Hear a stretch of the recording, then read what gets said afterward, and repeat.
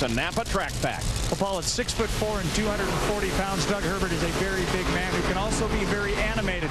We see him in the car all the time, just getting his mojo on for the run. Included in that is actually hitting the throttle pedal. Of course, he does that when he makes the run, but he also practices. Well, recently, Kevin Pointer saw the performance of their Snap-on Tools dragster started to fall off, and he couldn't figure out why until he finally took off the throttle pedal. This is the throttle pedal that sits in Doug's car. It attaches down here. The throttle cable connects up here. Well, he practices hitting this throttle pedal so hard, it's bent. How far bent?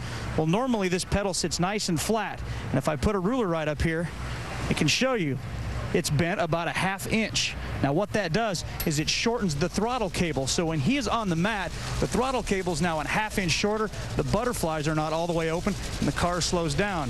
$650 piece of magnesium in the trash can in favor of now a $1,500 titanium pedal. It's a much stronger metal, does not bend.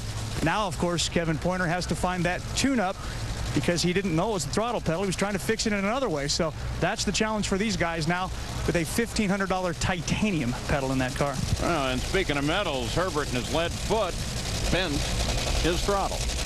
Well, you know, and a lot of drivers have done that in the past, you know, because it's you got to smash on that throttle. But it's amazing, $1,500 for a throttle. I remember my dad built his first funny car in 1970, less engine and drivetrain, but a rolling chassis for $3,500, and they're spending $1,500 for a throttle pedal now. I'm going to say that's more than my first car cost by a whole bunch.